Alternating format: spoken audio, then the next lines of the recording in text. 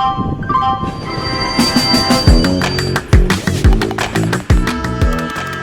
is a podcast by the News Minute, and you are listening to South Central.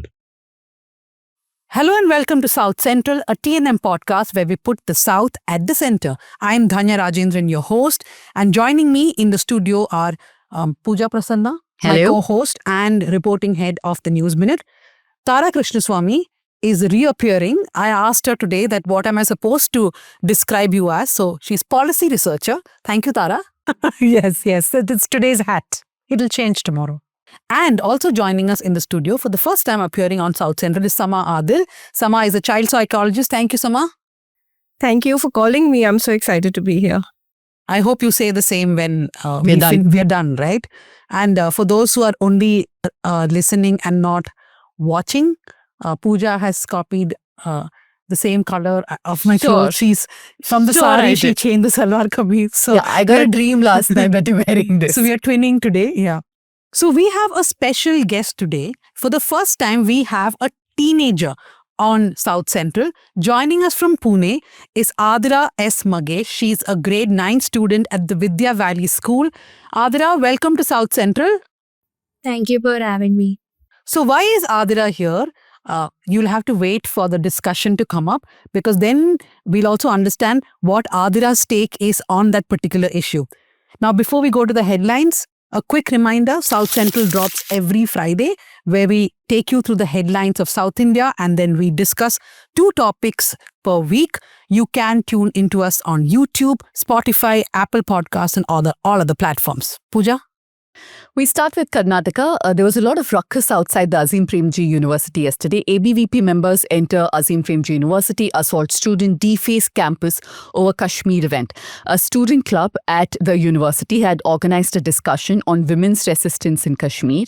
ABVP members who found out, by the way, they were not even members of the campus. They found out that there is this discussion happening and they barged into the university this is last night, and they allegedly vandalized the campus and even assaulted a student. You might have seen videos of them defacing the board and going on a rampage. So now it's become a larger issue, because the discussion was supposed to be on the alleged mass rape of Kashmiri women in the Kunan Pushpara village in Kupwara district. So now the BJP has gotten into the entire controversy with former ministers of the BJP rather, asking for a ban on this particular reading circle called Spark APU. So it's become completely political.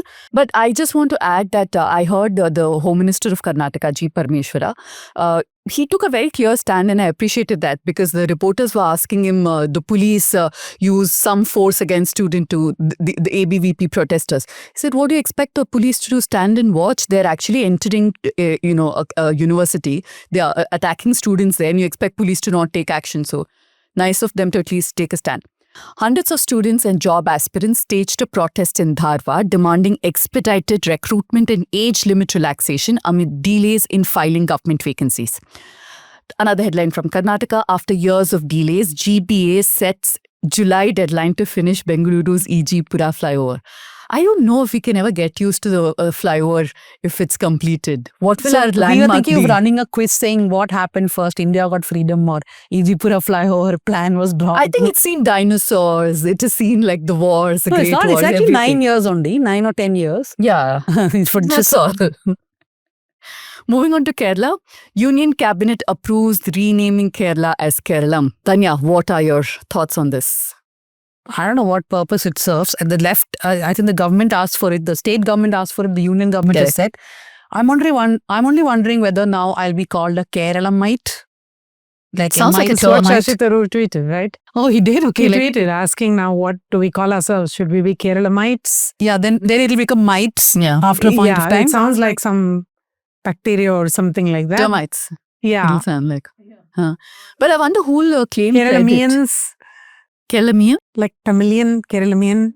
Keralamian. Sounds like a fish dish. But why can't you continue to be Keralite? Yeah, I know. Okay, thank you, Tara.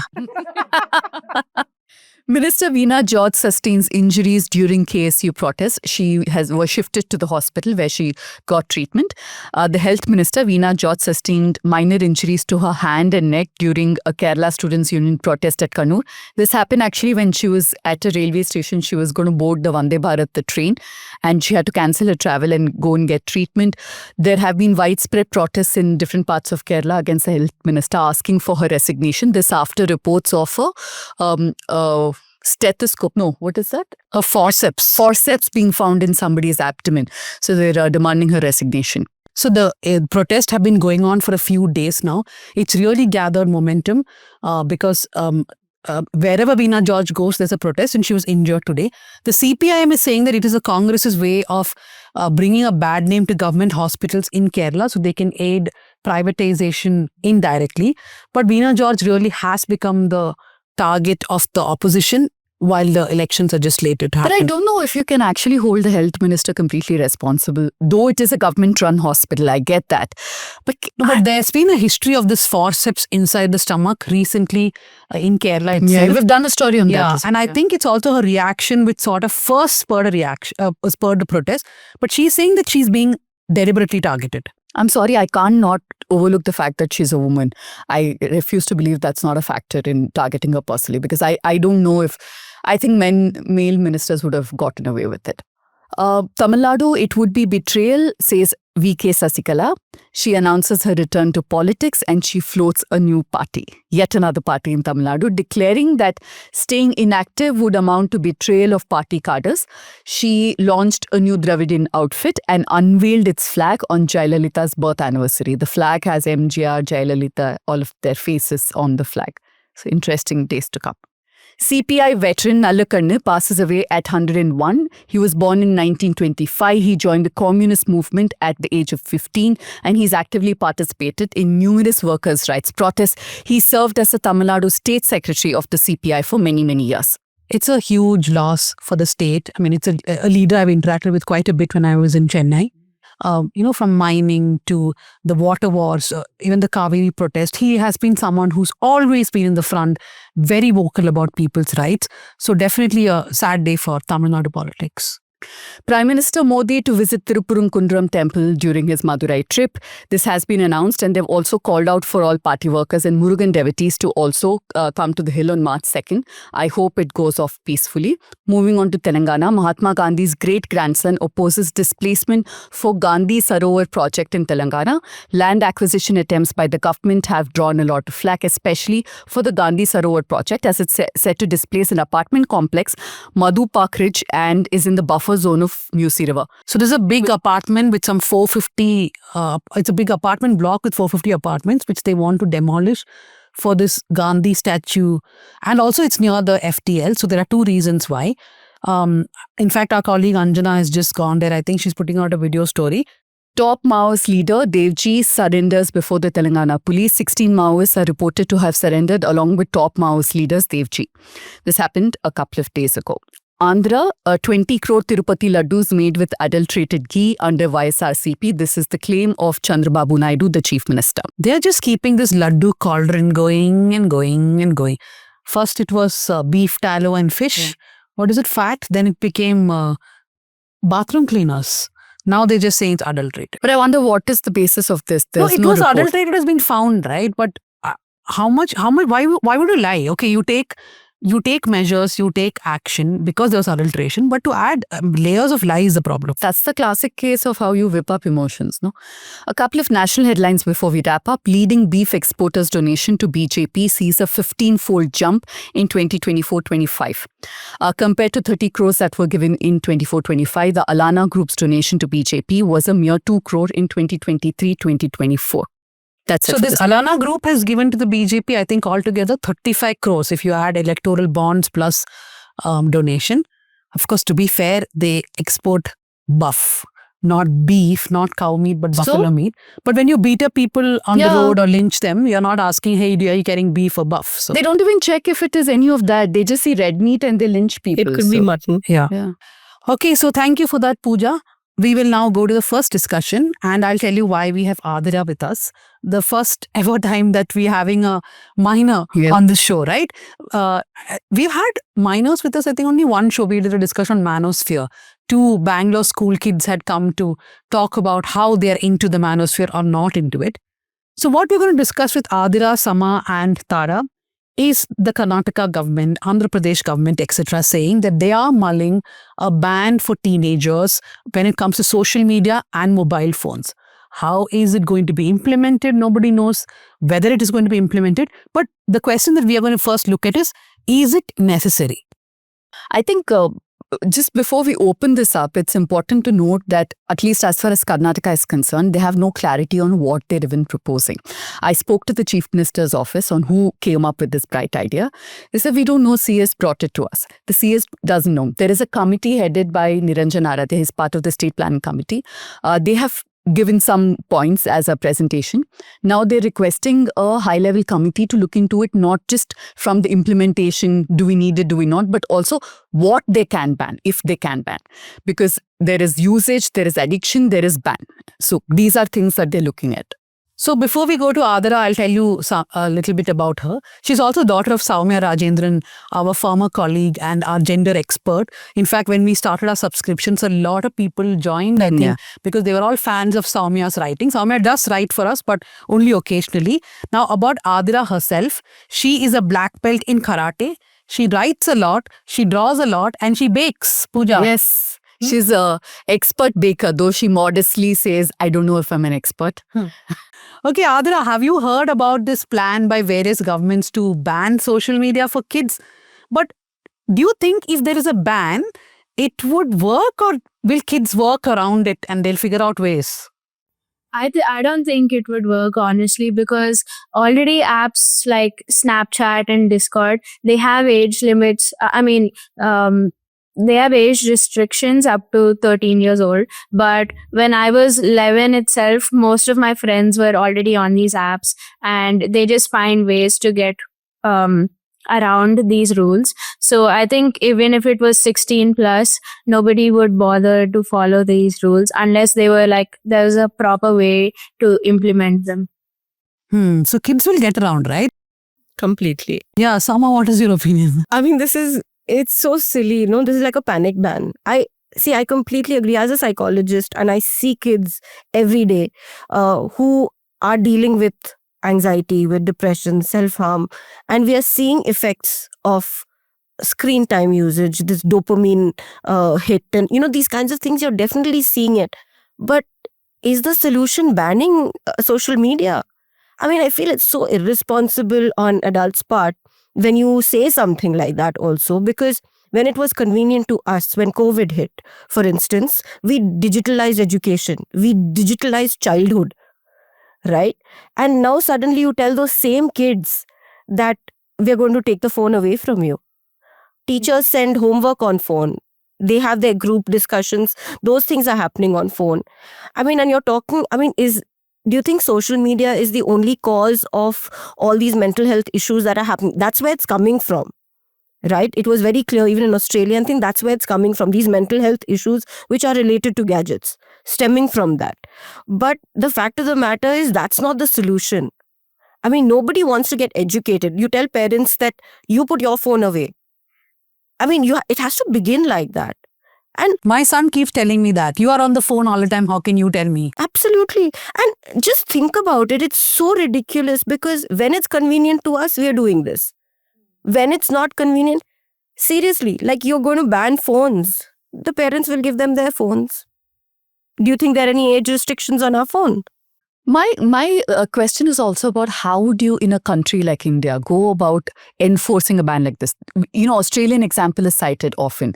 In Australia, it wasn't done in a random manner. They said that the platforms, the burden is on the platforms. It started, I think it came into being in December 2025, and they've given 1 year for the platforms to also come up with restrictions, measures to make sure that kids under 16 don't have access. Second thing, they've made it very stringent. If they are violated, I think if there are 2 violations that are in a month, you have a $45 million fine.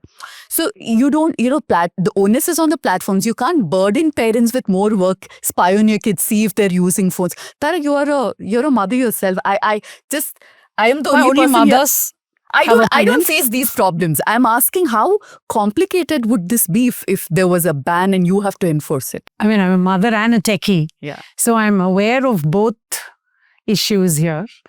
See, if we take a step back, why do we even fear this? Like Sama pointed out correctly, when we want it, we want it. When we don't want it, we want to turn it off.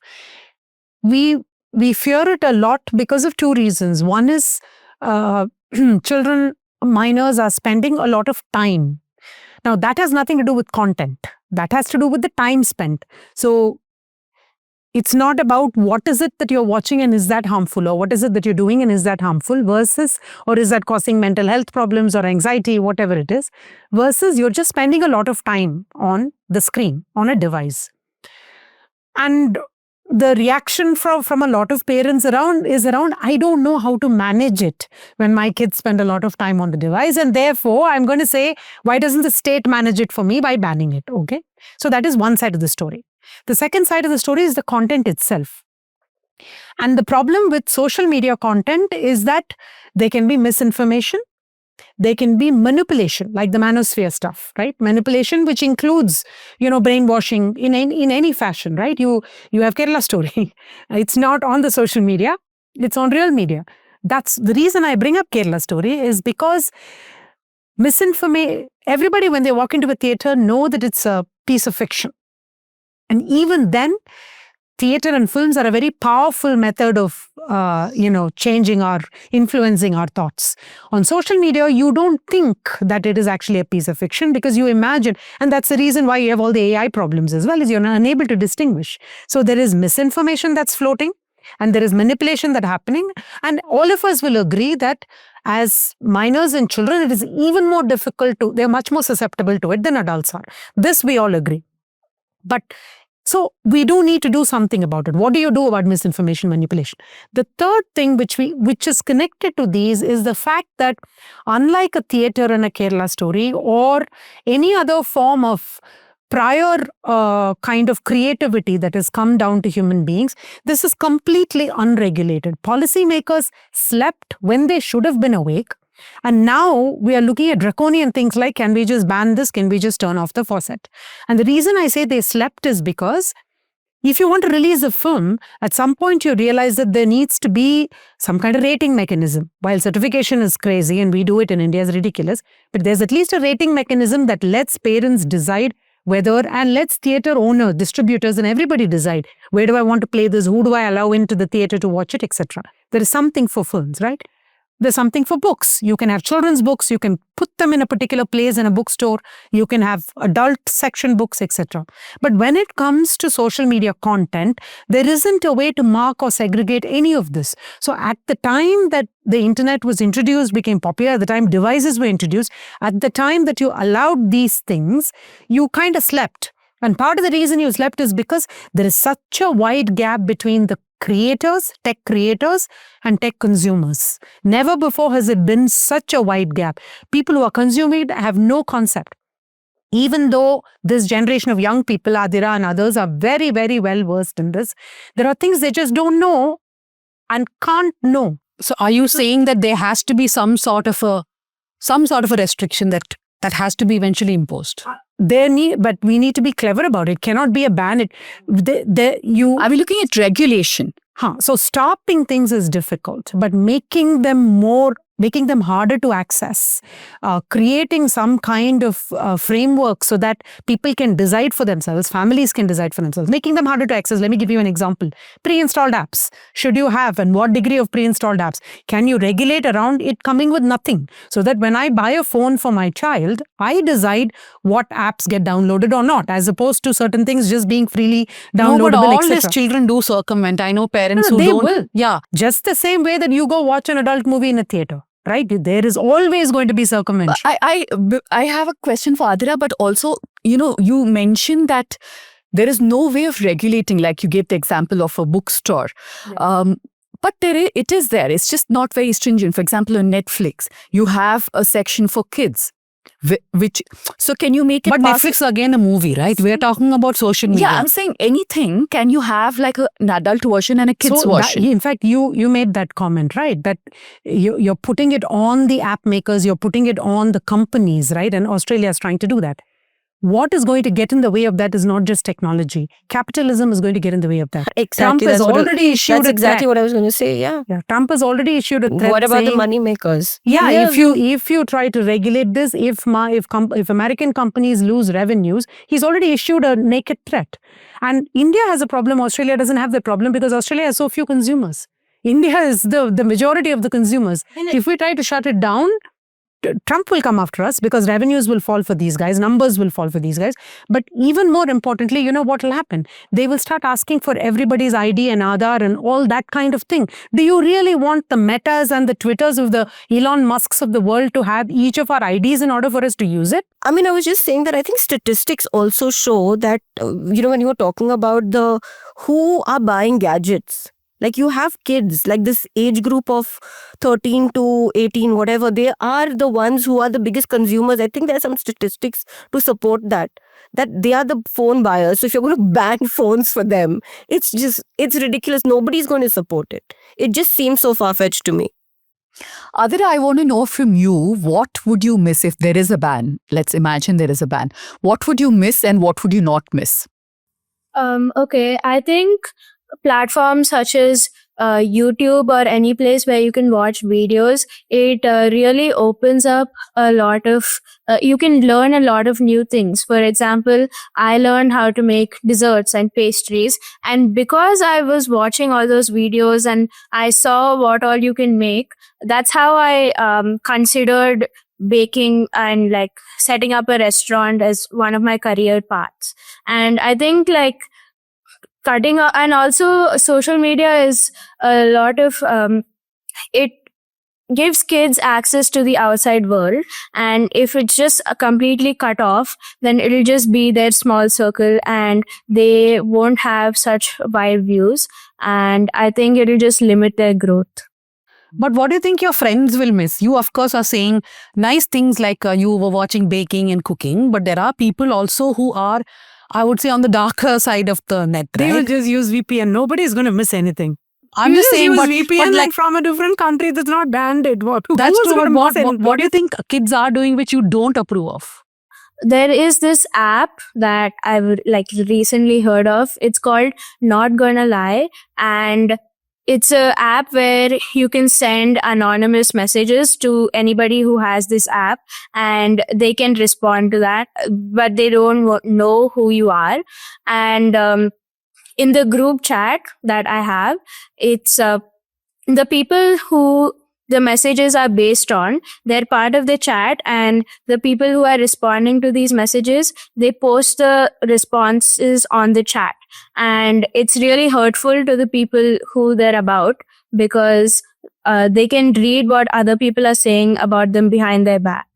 Oh my God. But I mean, that's devastating. Oh my God. Tell me something, Adhira. Like, adults, 4 adults sitting here and talking about dangerous things on the internet or social media. But do kids find a lot of this stuff boring and irrelevant on social media now? I also see a lot of people saying no more phones. It's gotten repetitive. Social media itself is boring.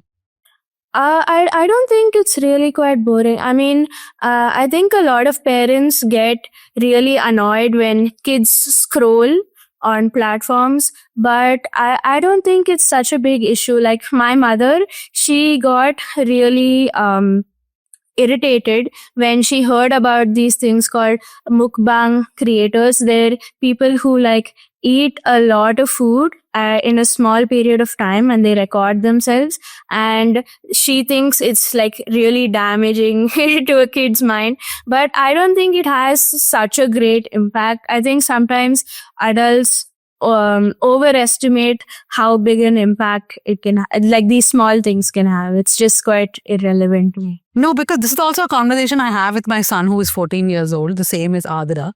He's like, we don't take this seriously. I mean, I know that is not universal. There are lots of kids who are taking this stuff seriously. And I think in Australia also, there was a lot of pushback, right, against the ban, saying there are kids who are from deprived communities, indigenous communities, even LGBT those who are on the LGBTQ spectrum, they use the internet a lot for information, for friendship. How do you suddenly take that away from them? So that has been one of the things that Australia discussed. But in India, I don't know. I mean, see, for one good thing about India is I don't really think a ban is possible. But even if they think about it, they wouldn't be even discussing with stakeholders as much as in Australia would have. No, my problem here is this. You're absolutely right that a ban is not feasible. So in India, it's either this or that. There is no sensible, moderate solution to it. Yeah. Where you actually talk about regulation. You talk about what you can actually do. So either they will say, we are looking at banning. So one more thing I actually wanted to talk about is affordability. So there is a proposal to ban mobile phones only. Okay. Ridiculous. Yeah, For kids. And for kids. And apparently the suggestion came from private schools because their complaint was that kids were bringing mobile phones into classrooms. There is a very easy solution for that. You don't have to ban mobile phones. The concern is that if you do that, then kids, especially in rural areas, kids that can't afford laptops or tabs, will be doubly disadvantaged because that they get their modules and everything through that. They can't access the parents' mobile. Do you think it's a real problem? Mobiles being brought into classrooms and stuff? In our school, we have a very easy solution because parents want the children to have the phone. So there's a little dabba outside the, the HM's office or the principal's office. Children have to deposit their phones there. They go to class. Before they exit, they take their phones and go home. Most schools do that. It's as simple as that, because in class, it's not allowed. Definitely not. You spoke about the damage which social media does do, right? Tell us a few examples of what is that we see. I mean, like, I know kids who use the phone for 7-8 hours a day. If you actually look at it, because morning 1 or 2 hours, then afternoon, then evening. Staggered, yeah. So staggered also, it's a lot. Dhanya, you won't believe it. Like in the last, I think maybe 2 months, there have been 9-10 parents who've reached out to me talking about asking me that my kid is addicted to the phone. Nobody's saying my kid is addicted to social media. Okay, parents want to put the onus on the counselor. I said, don't mistake counseling for parenting. And also some magic wand solutions. Exactly. So, I mean, of course, I work with them. I said, there's no point in you sending your child to me and me putting some gyan, some magic words I'm going to spew to this child and everything is going to be hunky-dory. It doesn't work like that. Parents have to parent, right? Because it could be games, it could be social that's media. That's exactly what I was talking to these kids. I said, on an average, like if you're spending 3-4 hours, 5 hours on the phone, what are you doing? So, a lot of it is this doom scrolling, the Instagram, Snapchat, and I think, YouTube shorts. This is what they are. I mean, they love this. But a big chunk of it is gaming. Nobody's talking about gaming at all. Right? And that is the problem. I said, what all are you going to ban? Something really interesting came up with one of my students again is that, so I was like, I like to introduce myself whenever there's a new batch of kids that come in. I address kids as a classroom as well. So they know my face, so they're comfortable to come and approach me. Like, ma'am, it's very intimidating. I mean, I don't think that our generation is comfortable with coming into the counselor's office. Do you think we could do it online? Can we have a counseling session online? So I said, you all don't have access to phone, but it'll have to be can we do it on WhatsApp? They don't even want a voice call. They don't want a video, forget a video call. They don't want a voice call. They want it on text. Which will be like very short. Yeah. Yes, HIY. no, agree. So, and then I'm like, so ChatGPT will do your work. So they say, yeah, we're more comfortable with sharing our problem with ChatGPT than with a human, with a person. AI is, of course, another issue. A lot of kids are using all kinds of open source AI from their homework to their life to asking what color of clothes should I wear? Do you think my boyfriend will be happy with me? All that is also happening. No, have you seen these memes of these kids getting ready and they're talking to AI? This is their social life. Do I look good kind of thing. But your point of kids preferring, text conversations, I mean, correct me if I'm wrong, but many people didn't, our generation, much before social media, would have probably not taken counseling because of the same reason. So at some level, at whatever their comfort level is, if they're coming, isn't that a positive thing? I mean, it's definitely true. And the thing is, I I facilitate those requests. I counsel on text because I want to be accessible to that person who doesn't want to talk. Yeah, like aren't we like that sometimes? Like this friend has reached out, conversation, you just don't pick up the phone and you text. Like I said, can I? You just are more comfortable with that. Yeah, like these are kids. I'll just go back to Adhira. Adhira, tell me, if let's say everything is banned tomorrow, do you think kids will start communicating to parents? Because one big complaint is that, right? Communication has stopped. So will they communicate to parents, to people around them, start playing outside? Is this actually making kids not do other stuff? I really don't think kids will communicate more to their parents because teenagers, to begin with, anyway, we don't tell our parents half the things because we feel like they wouldn't understand what we're going through. And if they ban social media, then we'll just get even more frustrated with them and we wouldn't feel like confiding in them. I think with our friends, we could be more open, but I don't think it would really have a very good effect overall. So I think there are a couple of things that we are not looking at. One is that it is a fact now that we've had these things for say 10 years, I'm saying social media on device, on the phone and easily accessible to everybody. Now we have enough evidence to say that it is addictive. Some combination of things is addictive, right? For all of us, except some of us are able to control it more. And it's much more difficult when you're a child because you don't realize that you need to control it or the ill effects it can have. So now the question is, you have something that is addictive. You may discover one morning that alcohol, sometime they did discover that alcohol is addictive. Until then, they were just freely using it. One day they discovered that nicotine is addictive and that it is harmful. Until then, they were just using it. That is where we are now, right? So the fact is we have to react to it in some fashion from a public policy perspective. But unlike physical things like a cigarette or even a movie in a movie theater or a book, right? This is ubiquitous everywhere in everyone's hands and is not physical. So we are struggling to see what to do about it. And I think governments in some ways say strange things like we'll ban the entire phone, right? You need a phone because it's a safety device too. I would want every child to have a phone because it's a safety device. But that is again because of the gap between the generations, and the tech itself is so advanced that most people don't know what they're doing. When you say WhatsApp-based counseling, right? So yes, it's a good thing that more people are accessing counseling. Yes, it's a good thing even we wouldn't have accessed it, but now it allows them to access it. But remember, I was saying that people don't realize the ramifications of this, like your phone is listening to everything. Because you're writing it down, it makes it amenable to screenshots. It makes it amenable to be on some cloud server somewhere. What used to be a private, privileged conversation by law between the counselor and the individual, which the counselor cannot reveal, and the individual has no incentive to reveal, is now on some cloud server somewhere, right? Is the child realizing it? They're thinking it's anonymous. No, It's but that's a problem with adults also, right? Like people are using open source AI for counseling. People That's are what asking I'm saying. questions. There's a huge gap between consumers and producers of tech, and consumers are so clueless that your phone is listening to what you're saying and then giving you the ad. And the reason they're doing it is because apps and companies have been given a free hand. That's what I keep going back to. So Adhira, tell me something to all the adults who are listening to all these debates, right?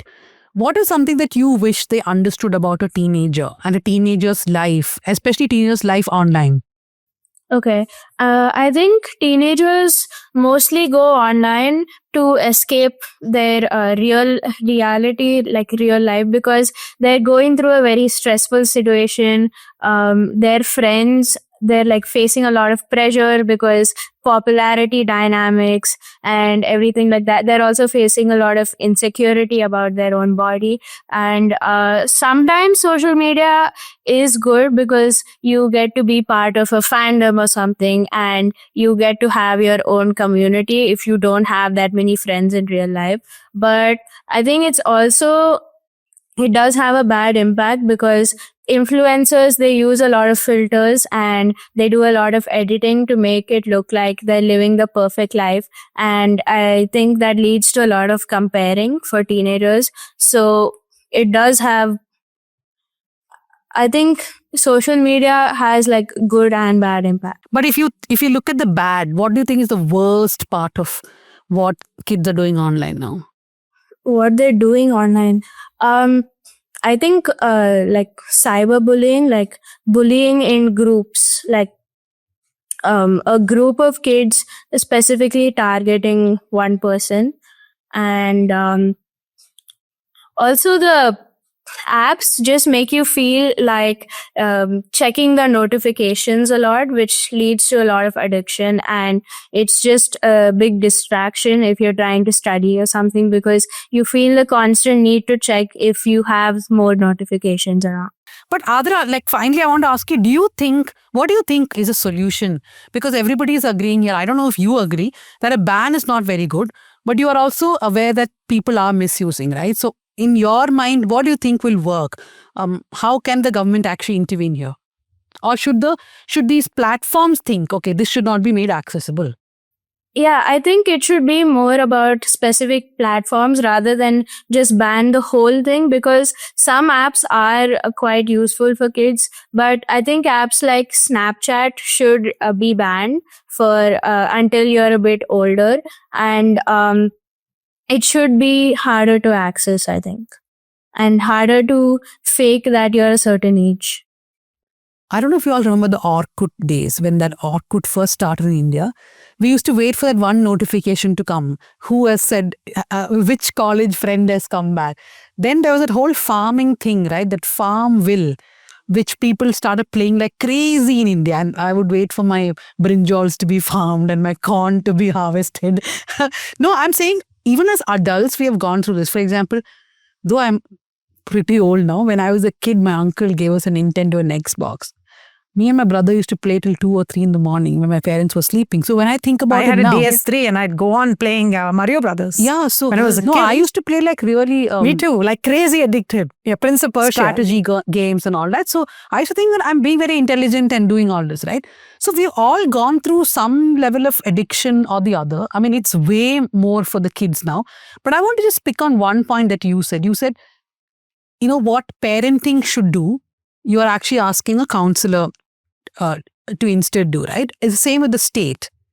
The state is trying to be a nanny state also, while I think that should not be the case, right? A lot of it is about making everybody aware of what is the problem. Like even while doing this manosphere story, I realized that a lot of parents are really unaware of the language their children use, what are they accessing online.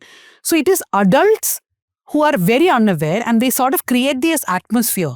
What do you think about I mean, I absolutely, Dhanya, the responsibility is with parents.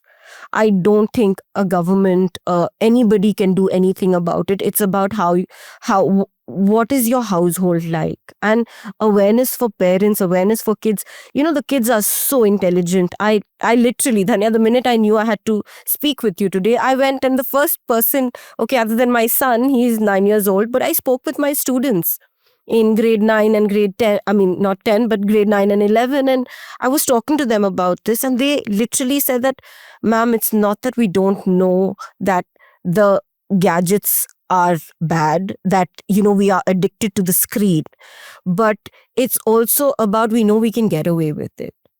You know, and we know we will continue to get away with it. Y'all are making this, why is this panic suddenly happening? You know, like what is this all about? You know, like, why are you exaggerating it? And I understand. I mean, as a psychologist, I completely get that, you know, like when they say, you know, the youth make the best krantikaris, you know, like they literally, why is that the case? They love the loudest. They fight for something, they fight the loudest. Their friends are there. Why is that? Because they don't function from a, their logical center develops only in their 20s. So at this age of adolescence, everything is passionate, everything is loud. It's a part of the age. So I'm just saying is that when we begin, like when the kids are 3 years, 4 years, 5 years, we give them this phone because we want 5 minutes of, you know, just, I want them off my head. You know, so you're giving that to them for your convenience. Right? As they get older, they see their friends holding, you know, there's a game, there's Roblox, there's FIFA Mobile, whatever, all these things that happen. And you give your child the gadget, you give into those things, right? Then you're trying, after they hit 7th and 8th grade, you're saying that, oh, you're going to be restricted on, these things. And they're like, you're giving them confusing signals. So I think it needs to start from the very beginning. You're giving the government ideas now. They'll ban for children born now. From now on, whoever is born will not get phone. Yeah, I know. I was saying I completely agree with your point. But isn't that also placing unreasonable demands on parents? Because parenting is very difficult. Oh, yeah. And you're every day it is getting more complicated on top of it. Of course. Those 5 minutes of how do you deal with it? Yeah, but it's like, small hole you dig and then it just gets Correct, bigger and then correct. you fall inside. But there's a different point I want to make, which is that I 100% agree with it. But that goes back to something I said. There are two different things. One is the amount of screen time, okay, which is what you get when you start early and say, use the phone for 5 minutes because I need to go take my work call. And then that just grows and grows and grows. But then there is the other part, which is what are you using it for? Which is what Dhanya asked Adhira, right? About what do you think is the worst thing that's happening? And she's talking about cyberbullying, or we can talk about manospheres, or that's also happening online. You have pornography, you have all kinds of horrendous stuff that's happening. So to me, we need to separate the two. One is a screen time issue. Okay, that state cannot intervene. Exactly. That has to be between parents and educators, in my opinion, even in schools and stuff, where you talk about this. But I think the bigger problem is not screen time. The bigger problem is the content itself and what people are doing online when you're getting together and bullying somebody. Or that to me is building up because the world has refused to have, and especially in India, difficult conversations. We don't want to talk about caste. We don't want to talk about gender. We don't want to talk about, rape. Therefore, you see it online. Just forget about kids. We get trolled online, right? The online world is toxic and it's nauseating even for adults. For kids, it's even worse. These adults weren't just born adults. They were kids. Nobody had the conversation with them that's saying 5 people get together and troll somebody, man or woman. It's a horrible thing to do, right? That's what's happening. Whether it is actor fan clubs or whatever, right? So these conversations, there's no caste conversation, gender conversation on consent, on rape.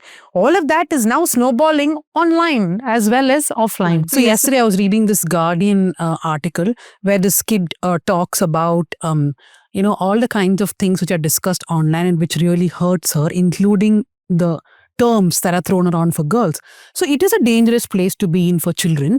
But I understand there's a utility of the internet, of social media. So there has to be some thought put out, either which we have rationing time, or like Adhira said, certain apps are not needed for children. It's like sugar, right, Dhanya? Yeah. Overdose of sugar is dangerous, but can you not give sugar at all to kids and adults? Regulate it. Adhira, last words from you.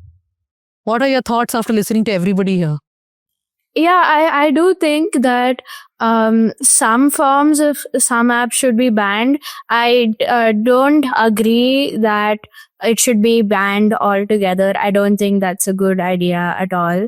I think adults should understand more about what a child actually goes through and try to be fair and try to think about how they were as children, and they should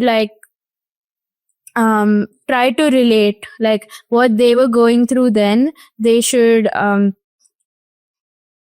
kind of open their view, and because kids live a very different life now. I think I don't know how adults were back then, but I think they should understand that there are very large differences, and that they need to pay attention to all the new things that a kid can face online. Okay, so that's the final word. Even the child in the room is saying no ban, but yes, some restrictions are That's necessary. wisdom beyond her years. Yeah. Thank you so much, Adhira. And we will keep you posted on whether there's actually going to be a ban. No danger in Maharashtra yet. Okay, so now we move on to the second discussion, which is about, it has to be about Kerala Story 2, the movie that's just about releasing. I think by the time this episode is out, the movie would have released. I'm the only person who has watched the first movie in this discussion. But really, you don't need to watch the movie to oppose the politics it stands for. Joining us as a guest on this topic is Dr. N.P. Ashley. He's an assistant professor in the Department of English in St. Stephen's College. Ashley, thank you for joining us on South Central. Thank you, Dhanya. So, Ashley, what are your thoughts on the movie? See, because the director and the producer has been continuously saying now that this is not against Kerala, this is not against a state, this is against Muslim radical organizations. But the promo and the teaser does not talk about any organization. It talks about regular-looking Muslims, right? Yeah, fundamentally, before that, it is anti-Kerala, right? This is part of a series of movies that is a sure recipe for disaster for the Republic.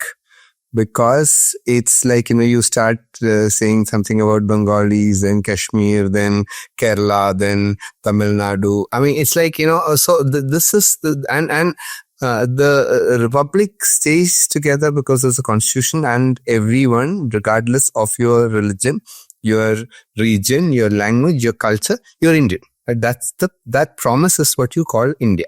Now, if you start targeting people and see, like, why did they call this Kerala story?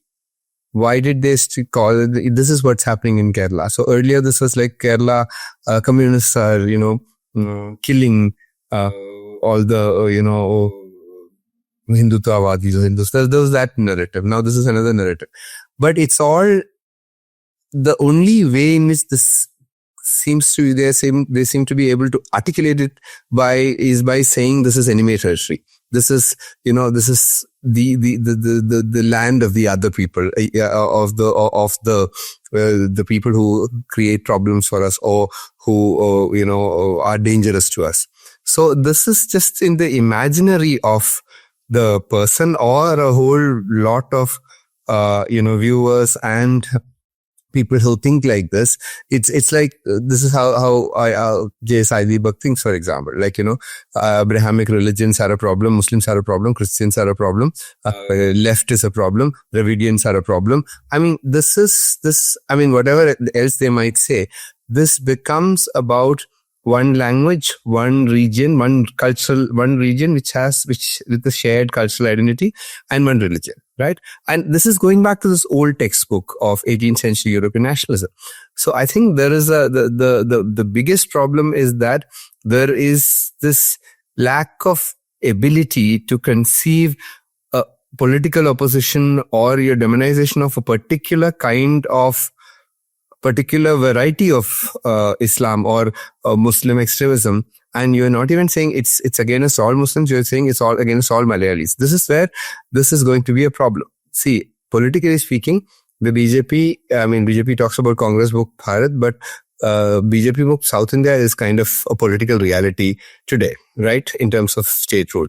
So this is, I think this will create a whole lot of issues, because this is the kind of positions you take, and then it's a point of no return. We need to understand the big problem. If a central government and its leadership endorses this kind of narrative, which they're not even making any secret about this being a propaganda movie. It is a propaganda movie. I mean, whether this is about radical Islamists or about all the Muslims in Kerala or Kerala itself. I mean, why are we making this kind of, movies that are actually saying, okay, this is what we want to say, right? So movies as a tool of, propaganda, as state propaganda, movies as a way of engineering minds is another disastrous thing, right? And which we have seen from Stalinist Russia onwards. We have seen it in America in different ways, and we're seeing it here.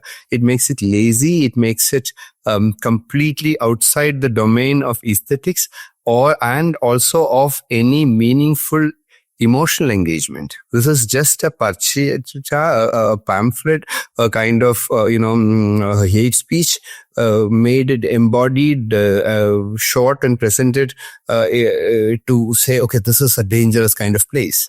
At the end of it, this is going to be anti-Kerala. There's just no way that it's not going to be, right? So yeah, those are my preliminary thoughts then, yeah. Two quick points. One is, even from the first movie, what we've seen is, if you counter them on facts, they keep changing the goalposts. 3 becomes 32, 32 becomes 32,000. When you ask them how, they say, oh no, but that's not what we meant. This is what we meant to say. Numbers are irrelevant, facts are irrelevant, everything. Even here, they'll call the movie Kerala Story 2, and then they'll somewhere just whisper beyond the borders or some nonsense like that. And then they'll say, but these incidents didn't happen in Kerala. If you counter them saying that, but this is not reported out of Kerala. They'll say, but this happened in Maharashtra, this happened in Rajasthan, Gujarat, wherever else. But we are saying this is an effect of what's happening in Kerala, ripple effect. So they keep changing the goalposts, but they are managing to achieve what they want, which is my second point of vilifying and othering a set of people. Kerala has become the new Kashmir because I know friends who claim to be secular. They go to Kashmir because you want to go, it's a very pretty place, but they treat local Kashmiris with so much suspicion, so much mistrust, because we've been fed that kind of, they've been demonized for so many years, so many decades now. So we are at a strange place. Like, people want to go to Kerala because it's beautiful. You want to go there for vacation, but you mistrust people. You don't like people. You want the land, but you don't want the people. So they're being successful in that. I want to be devil's advocate here. It's a piece of fiction, right? Nobody is saying it's a documentary. Based on true facts. Is what they say, not us. So if the film actually says based on true facts, somebody should go to court. Somebody has gone to court. Yeah, I'm saying the judiciary is the way to hit them on the head with that. But purely from a propaganda fiction perspective, they have a right to do it. As nasty and ugly and absolutely disgusting as it is, it's a piece of fiction. You have a right to make fiction like that. It's nasty to conflate an entire state. I mean, why call it Kerala Story, right? It's a story. So why would you call it Kerala Story? Just because it's set in Kerala. So those kinds of things is very clear that it is being done for propaganda purposes. I don't think anyone is stepping away from that, not even the propagandists. They may claim it's based on a true story, but there's a reason to do it. And the reason I say it this way is because it's not about defense or offense. It's about, well, how else do you further that politics?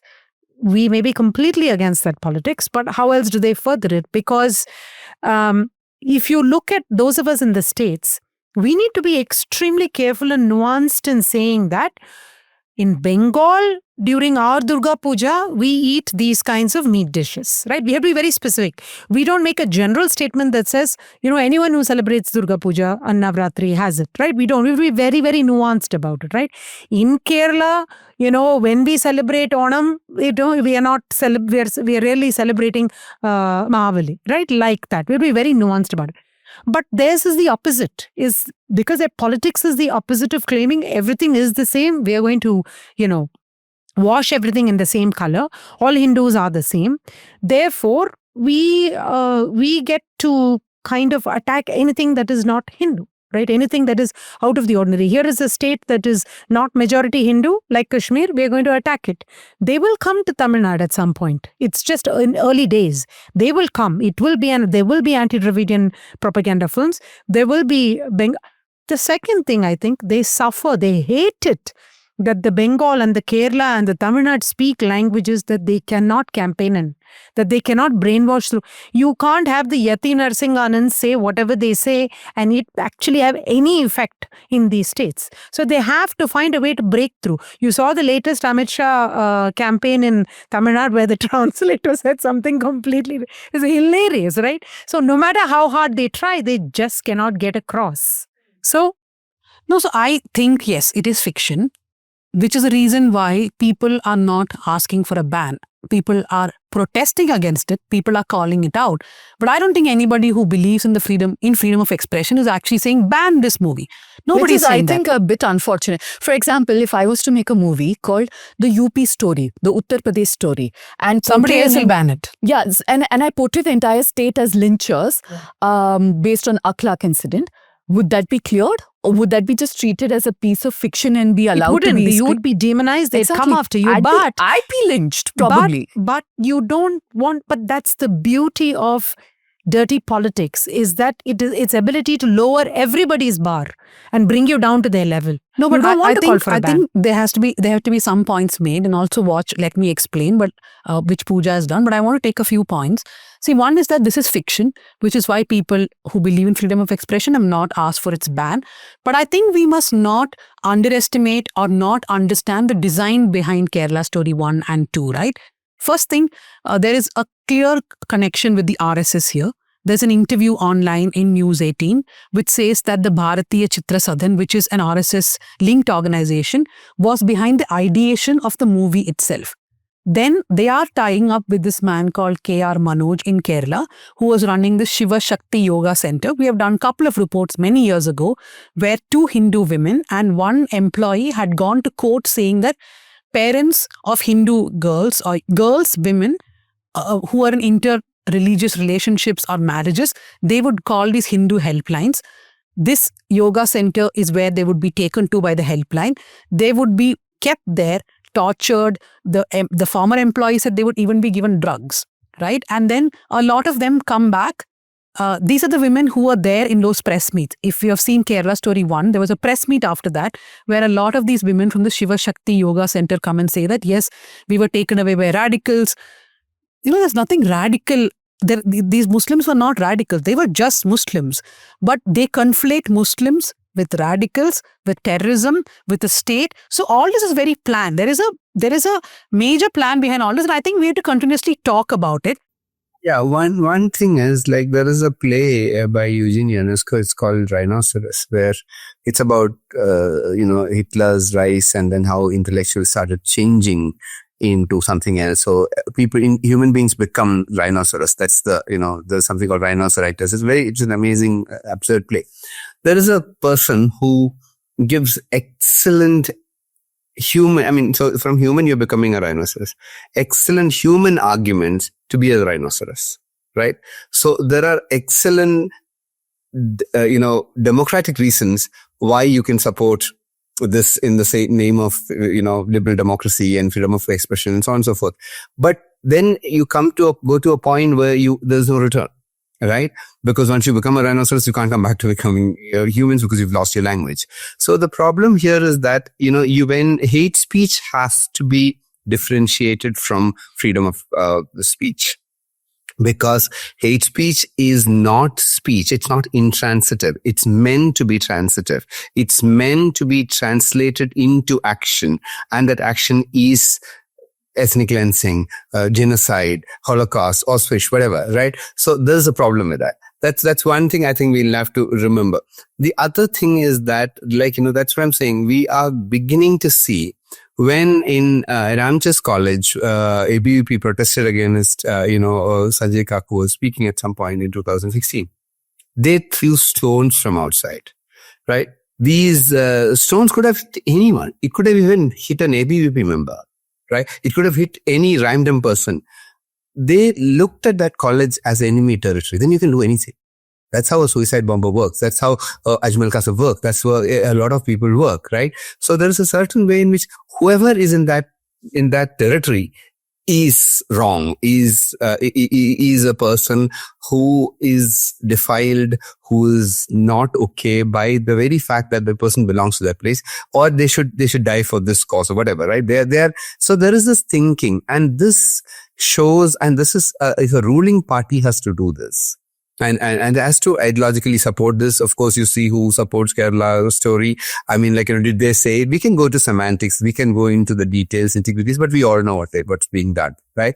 And this will necessitate an assertion of Kerala, subnationalism, regionalism in a certain way.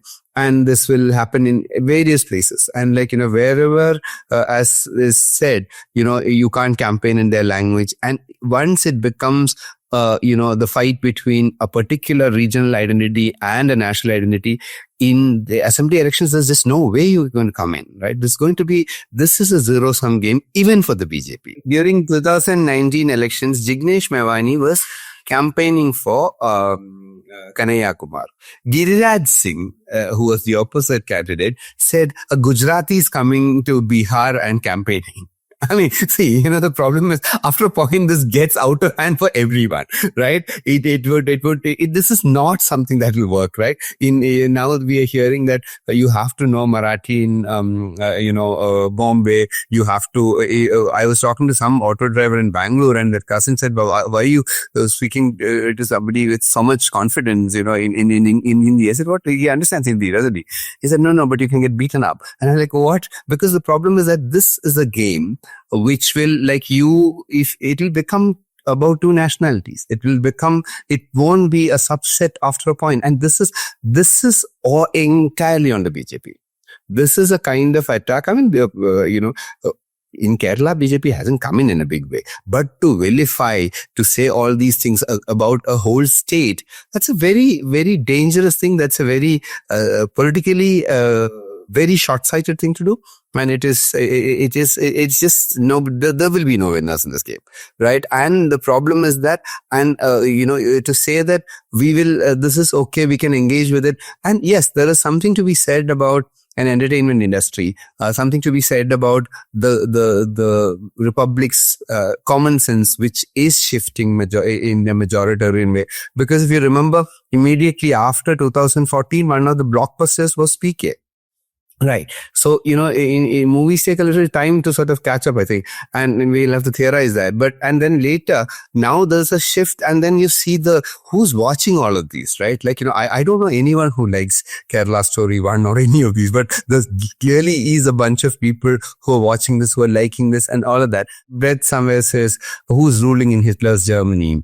Then the response is fear is ruling. It's not just the Jew fear. It's also the majority fear. It's also the Nazi fear of everyone, because this fear is a black hole. It starts eating you up, right? You think there is this problem, and as somebody said, later it'll come to Tamil Nadu, it'll come to different places. And then what will you do? Because you can start thinking, oh, they're not speaking our language. They're not, they don't believe in the way, in the things we believe in. They don't dress up like us. Yes, we don't share a single thing as Indians. We are a constitutionalist nationalist country. There is nothing else that binds all of us other than a constitution. And the constitution is a document of compassion. It's a contract we entered into with each other. If a state project kills it, ruins it, in a centralized manner like this, saying you have enemies here, there, everywhere, and then you militarize people saying that you are in danger, you khatre mein hai, khatre mein hai, khatre mein hai. You lose your moral compass, you lose your stability, you lose, you feel like you are a terrible victim. And it's based on these imagined fears and perceived threats. And you keep giving water and food to this, you're going to lose yourself. And then before we know, this will become a kind of a norm. And this is complicated. It's much more complicated than Germany is, because in Germany, there was already a standardization of language, belief and culture that happened in the 18th century. This comes back in the 20th century. In India, that's not the case. Indian republic is a very remarkably different republic. So it has checks and balances of different kinds. So it'll all become complicated. So it's this what does the terrorist do? Terrorist goes and, sets a building on fire, or blasts 10 people, and it captures the imagination of people. And that is the problem here, because it just disturbs everyone. There's one bomb blast and that everyone is disturbed, right? That's sight. And that's exactly what these kinds of movies do. They want to create a spectacle that holds you captive. And yes, one of the ways in which we do this is make other kinds of movies and all of that. And that's important. So it's not like, we obsess over it and we keep saying people have become all, majoritarians and they're all ethnic cleansers. That's not useful. We have to engage with us differently. I'm not saying that. And I'm also not saying that, there's an issue. Yes, there are people. I mean, how many? That's a different question. But is there a threat of ISIS? Of course, there's a threat of ISIS. From 1979 onwards, the world order has these issues because Islamist terrorism, be in 1979 Afghanistan, where America kind of manufactured this against USSR, or after the Iran revolution, the way this whole fight between Iraq and Iran, from 1979 onwards, there's a whole story that's been going on which is very important, right? And but my point is that the engagement with it cannot be, and it's part of capitalism. It's part of terrorism. It's part of all these that we're seeing in Epstein kind of places. It's all in the underbelly of things, and it's engaged with that, and that's not a problem, right? And if you look at even Muslim in Kerala, for example. Let's talk about, there are extremist organizations such as Popular Front of India, which came from Kerala, came as NDF, National Democratic Front initially, and then Popular Front of India. It is a right-wing Muslim organization. It is it's a Muslim Golwalkarist understanding, which is clearly wrong, and they are dangerous people, if you ask me. As a Muslim, I would personally say that. Look at all the Muslim organizations in Kerala. Right. Look at the majority of Muslims, the EK Sunnis, the AP Sunnis. These are the two major Sunni groups. And then there are these groups which are called Mujahid groups. All the groups clearly, like after the hand of Professor Joseph was chopped for, supposedly insulting the Prophet and all of that, all the Muslim organizations came together and said, we'll have nothing to do with Popular Front of India, nothing to do with Jamaat-e-Islami with their Maududism and all of that.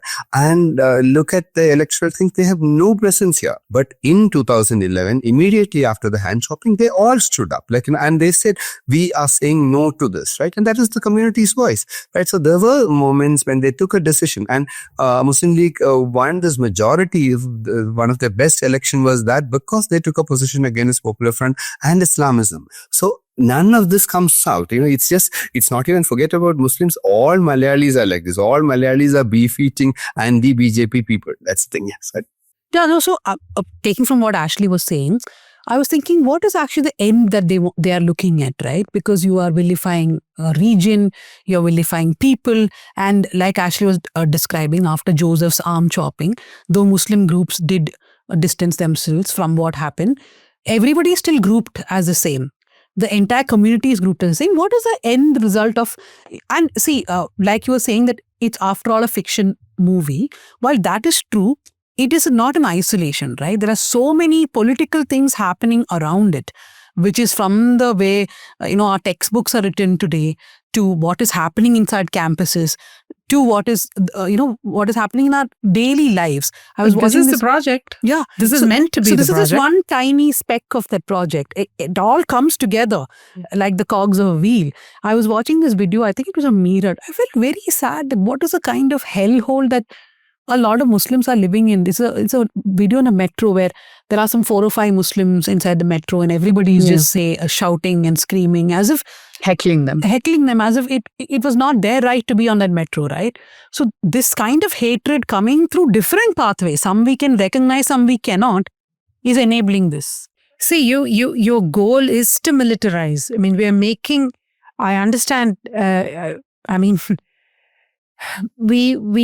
we want to counter this, which we must, then we need to come from a space that understands why they are doing this. What is the end game here?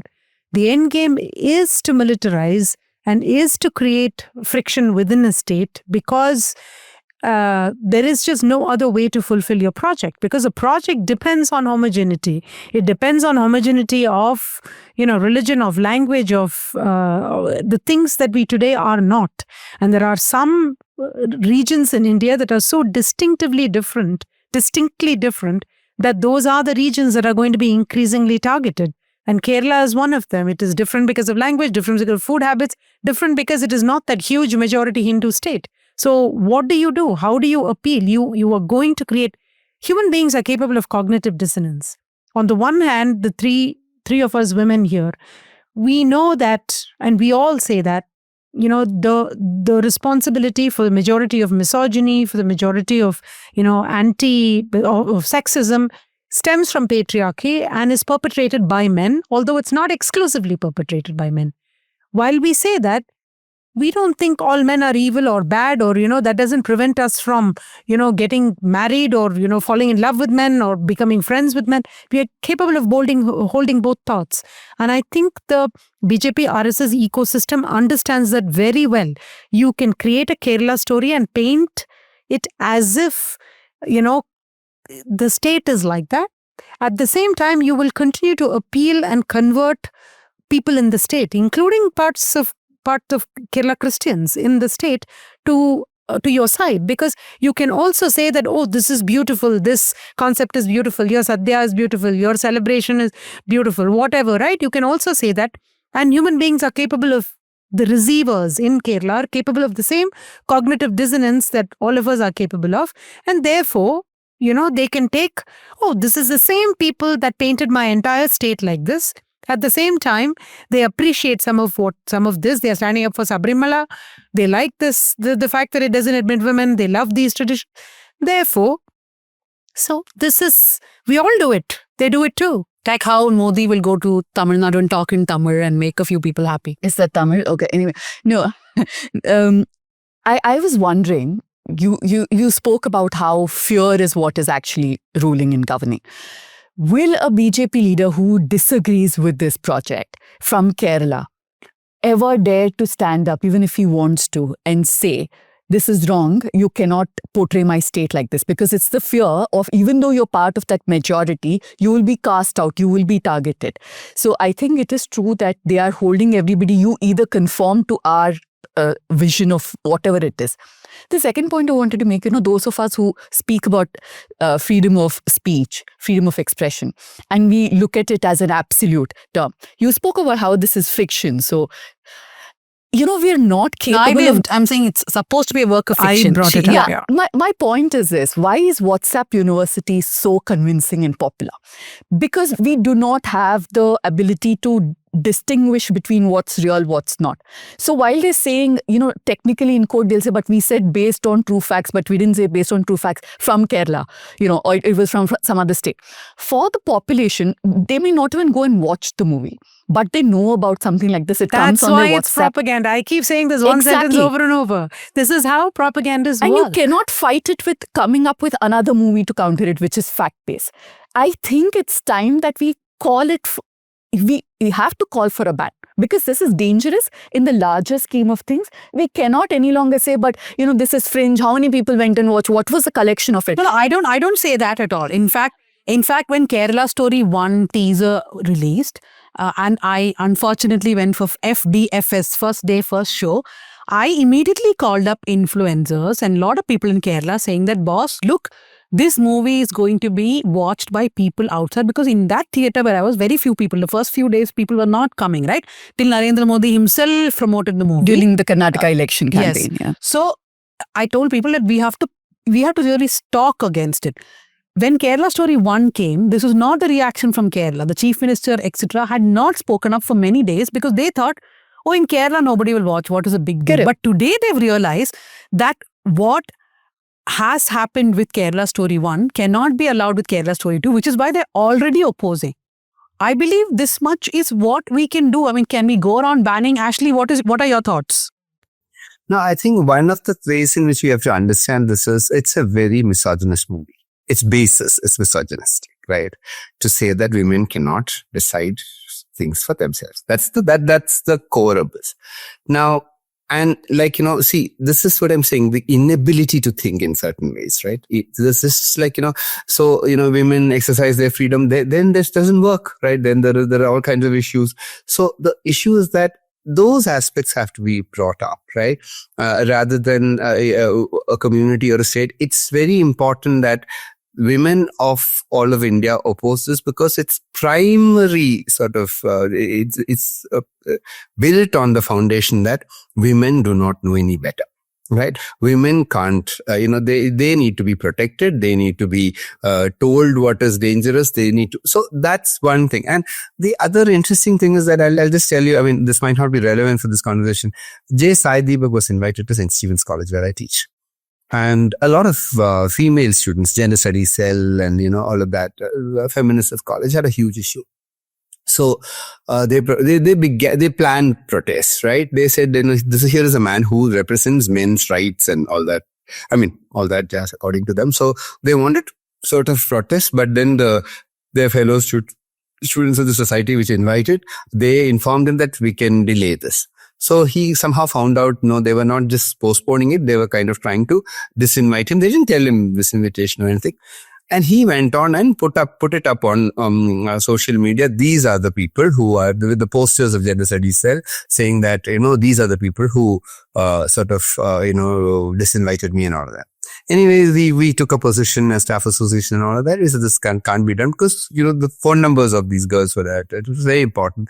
Anyways, that happened. But then I saw an interview of him with ANI 2-3 months ago, where he said, when I was invited to St. Stephen's College, those Protestant people had a problem.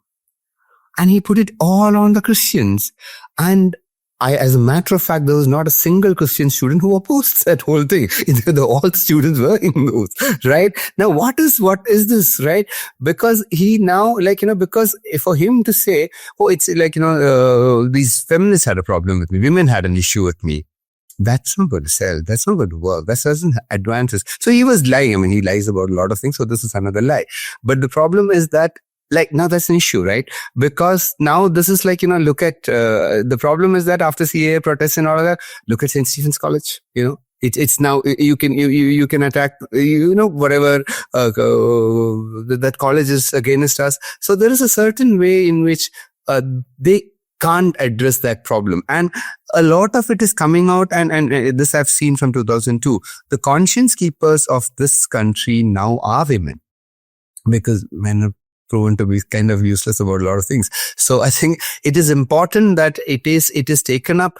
Also, see, when there is a problem with the BJP's project, one chap who went around everywhere on a tiger, and people said, "You're so brave. You're traveling on top of a tiger. How do you have the bravery to do it?" And he yelled out to his friends saying, "No, I am scared. I can't get off. The tiger will eat me. I have to do Kerala story 1, 2, 3, 4 so that it makes the second is okay. First is okay. Second is not okay." So it's their majburi. It's their inability. And we need to see it for what it is. It is not their strength or sense of power. It is their fear. And we need to see it for what it is and say, listen, it is, we need to infantilize this on the one hand. And yes, of course, be vigilant. But at the same time, bring out other things, right? Important thing is this, in all of this, there's also economy, right? Which is that a lot of the funding, a lot of financial interests of the RSS lie in the Middle East, right? I mean, there are issues like that. So they are not able to push certain ideas beyond a point because a lot of business interests lie in the Middle East, right? No, but let's remember, I'll wrap this up. Let's remember that all these reactions that we see on social media are going to stay here only for a few months, right? But the movie is out there for people to see for years to come. And some 20 years later, when somebody watches the movie, they are not going to know that this was the pushback at that particular time, right? So what we talk about is of today. And I just want to quickly wrap up with the point that Ashley made. In fact, I used to have a show called No Filter, which I scrapped, thankfully, on the News Minute, in which for that show, I went and watched this movie. One thing that really struck me is that according to Kerala Story 1, and I'm sure Kerala Story 2 is the same, women in Kerala or anywhere else have no agency of their own. They are just fools who are walking around with jasmine flowers on their head and gossiping in their hostels. And they will just believe everything that everybody says, including joining Islamic State. But why Kerala? Gujarat passed an act saying you have to get permission. No, they infantilize women everywhere. But in this movie, it takes to a different extent because there are women who did join the Islamic State, right? There was a case where a lot of men and women from Kerala, some of them, including 2 Christian men, Ben Bexon and I think his brother, and one Hindu woman and a couple of Christian women, they converted and they all went to Islamic State. Many of them died. Some of them are in jail. But one thing that the movie never told you truthfully is that if you go to YouTube, you can see the interview of these 3 women who went from Kerala, whose husbands died in in their own attacks because they are the terrorists, right? So they died. But they are talking about their life in Islamic State with such love that I will never forget. There is one woman who says, I learned how to make cheese. It was so good while it lasted. They did not have a problem with the fact that they joined a terrorist organization. They only wanted to come back to India because they do not like the jail in which they are there. So they have the agency of making that choice even now. But in this movie, these women are taken, raped on a daily basis and rapes. This movie is full of rape. The first movie did not have rape in the teaser, but had in the movie. The second movie has rape in the teaser itself, titillating, horrible rapes. So I think there is a language this movie employs. It's which to is mobilize also- men. No, exactly, mobilize men and take away the rights of women. Then, yeah, two last points. I know we have to wrap up. From what you said, men have converted to Islam, women have converted to Islam. But the spotlight is always on women being converted to Islam because women are properties to be owned by men. So you have to protect your property. Second point of militarization that you did. So I was reading that, the sticks that they use in the shakhas, right? Later they gave it a spin apparently that this is to protect motherland. But when it was, one of the founding fathers has written back then that the British apparently mocked the Hindus saying that you're weaker physically compared to Muslims, so you won't be able to push them back. So they started martial arts, learning it. So this is a different form of the same thing. This is using psychological, basically you get people to get so angry, emotionally evoke them that there won't be peace, there won't be harmony. And that is the end result, which is why as much as I am against bans, I think it's about time we start considering it because some things should never see the day of light. Okay, so we will wrap up the show with that. I'll quickly go to the recommendations. Ashley, what is your recommendation? Yeah. This is Christina Stead's, this is an Australian writer, her book, The Man Who Loved Children. It's a novel I really kind of found very interesting. It's about an abusive father and all that. It's a very interesting book. I really enjoyed The Shining, like reading the book. I was not a fan of the movie, and I like any Agatha Christie, Poirot books. And shows, I watch basically what every other teenager watches, like Friends and Stranger Things. And yeah. Okay, thank you so much, Adhira. Thank you. Recommendations. I'm currently reading and I'm loving it is Lessons in Chemistry. I'm just loving that book. Like I feel it just talks, like I really feel like I feel there's so many issues and I'm actually writing something with related to issues with women and to see like where it's coming from, and I really love it. Like I would really recommend everyone watching reading Lessons in Chemistry. Shows I'm watching, because of my students, there's so much about bullying and this, like Adhira was even talking about. Children talk so much about it, and there's this a Korean drama called Glory, which is about bullying. And so one of my students recommended it to me. So I'm watching that currently. So I feel there is so much there, so yeah. The Elsewherians by who else? A Malayali, Jeet Tayal. That's your recommendation. That's my recommendation. It's an awesome book. Go read it. Okay, very quickly, this interview of Seema Chishti, of Romila Thapar and Amit Arora, why is history so controversial in today's India? Such a nice laid-back conversation. I'm rushing through my recommendations because Dhanya is putting this gun to my head. There's this very nice documentary, I'll put the link, called India versus Pakistan, What Ignited the Ongoing Conflict, though it sounds very populist now. It's beautiful. They've spoken to people who were part of partition, and it gives so much perspective that we don't have in India today. It also has interviews of people from Pakistan as well, from the other side. It's very wholesome.